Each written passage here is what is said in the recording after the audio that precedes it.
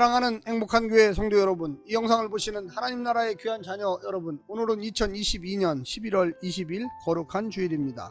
오늘 매일 성경 본문에서는 다니엘은 하나님께 은총을 입은 자이기에 그가 기도를 시작하자 하나님께서 가브니엘에게 명령을 내리십니다. 다른 예언자들과 달리 하나님의 응답이 가브니엘을 통해 전달됩니다. 다니엘이 기도를 통해 알기 원했던 예레미야의 70년이 7이레와 62이레와 한 이레의 세 시기로 나누는 70이레로 해석됩니다. 70이나 70의 7배수인 71에 모두 완전수에 해당됩니다. 오늘 본문을 나누어 보겠습니다.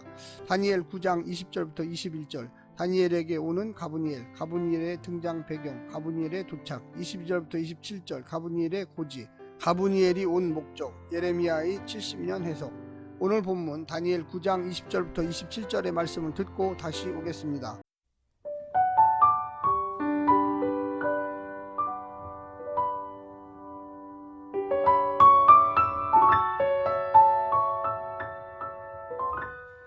내가 이같이 말하여 기도하며 내 죄와 내 백성 이스라엘의 죄를 자복하고 내 하나님의 거룩한 산을 위하여 내 하나님 여호와 앞에 간구할 때, 곧 내가 기도할 때에 이전에 환상 중에 본 그 사람 가브리엘이 빨리 날아서 저녁 제사를 드릴 때 즈음에 내게 이르더니, 내게 가르치며 내게 말하여 이르되, 다니엘아, 내가 이제 내게 지혜와 총명을 주려고 왔느니라. 곧 내가 기도를 시작할 즈음에 명령이 내렸으므로 이제 내게 알리러 왔느니라. 너는 크게 은총을 입은 자라. 그런즉 너는 이 일을 생각하고 그 환상을 깨달을지니라.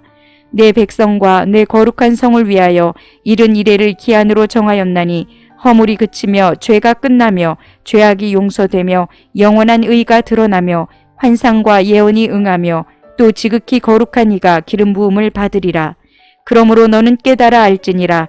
예루살렘을 증건하라는 영이 날 때부터 기름 부음을 받은 자 곧 왕이 일어나기까지 7이레와 62이레가 지날 것이요, 그 곤란한 동안에 성이 증건되어 광장과 거리가 세워질 것이며 62이레 후에 기름 부음을 받은 자가 끊어져 없어질 것이며, 장차 한 왕의 백성이 와서 그 성읍과 성소를 무너뜨리려니와 그의 마지막은 홍수의 휩쓸림 같을 것이며 또 끝까지 전쟁이 있으리니 황폐할 것이 작정되었느니라.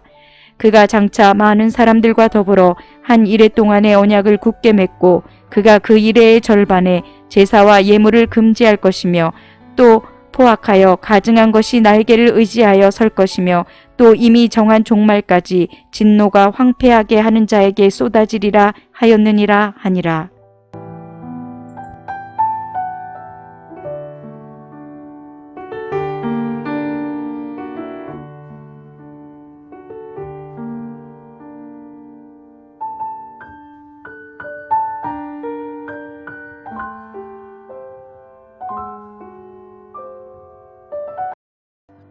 구장은 크게 다니엘이 이스라엘의 죄를 고백하고 용서를 구하는 3절부터 19절과 하나님께서 가브니엘을 보내 예레미야의 70년 예언을 해석해주는 24절과 27절의 두 단락으로 구성됩니다. 이런 구조에 비춰보면 이스라엘을 대신한 다니엘의 참여에 대한 하나님의 응답으로 해석의 말씀이 주어진 것 같은 인상을 줍니다.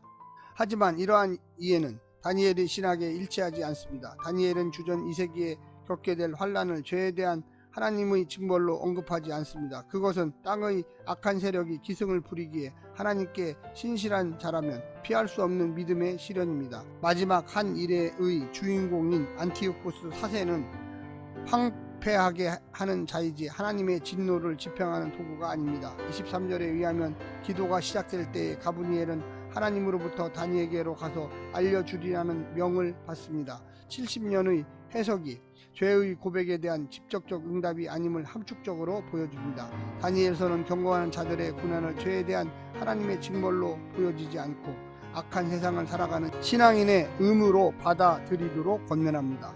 오늘 본문을 세 부분으로 나누어 자세히 설명드리겠습니다. 첫 번째, 하나님의 성마른 개입. 하나님은 다니엘의 기도를 채 마치기도 전에 천사 가브니엘을 보내십니다. 이미 다니엘이 어떤 기도를 하고 싶어 하는지 다 아셨기 때문입니다. 기다리던 기도였고 반응이었습니다. 이것이 포로 중에 있는 이스라엘 전체에게 기대하신 반응이었습니다. 이것이 포로에 시간을 주신 하나님의 의도였습니다. 그러니 얼마나 이 기도가 반가우셨겠습니까? 그래서 어서 가브니엘에게 명령하여 다니엘이 환상을 깨닫도록 지혜와 총명을 주라고 명령하십니다. 성말은 하나님은 우리에게 좋은 것을 주시려고 항상 대기하고 계십니다. 우리가 기도하지 않아서 문제이고 우리가 하나님의 뜻을 구하지 않아서 문제였던 것입니다. 두 번째는 하나님의 역사에 참여하는 기도. 기도할 때 세상 권력의 허망함이 보이고 하나님께서 온 세상을 주관하심을 발견하게 됩니다. 저 위의 눈으로 보게 되고 저 완성된 나라의 시각으로 오늘을 보게 됩니다. 그것이 하나님의 안목입니다. 선과 악의 경계를 넘어 악의 준동으로도 선을 만들고 악을 심판하시는 하나님의 조화로운 지혜가 있습니다.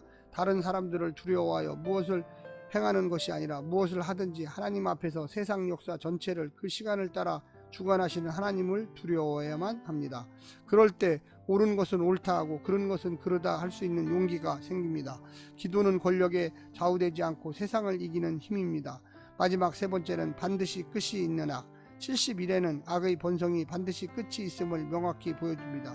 그 성소를 헐고 심지어 성소의 멸망의 가증한 것을 세우기까지 득세하더라도 반드시 그 끝날이 그들 위에 임하게 될 것입니다. 가증한 것을 세워 성소를 황폐하게 하는 자가 멸망하고 성소가 다시 회복될 것입니다. 악의 끝이 있으니 오늘 우리의 삶을 포기하거나 체념해서는 안 됩니다. 악에 굴복하는 것이 아니라 악을 이용하여 악을 이기시는 하나님의 지혜를 의지하십시오. 현실이 어렵고 힘들더라도 하나님이 행하시는 날, 하나님의 날을 기대하고 꿈꾸는 자들이 그리스도인들이라는 것을 명심하시기를 간절히 부탁드립니다. 사랑하는 성도 여러분, 오늘도 하나님 말씀을 의지하시고 오직 하나님의 뜻을 붙드시고 하나님의 비전 가운데 사시기를 간절히 부탁드립니다. 샬롬.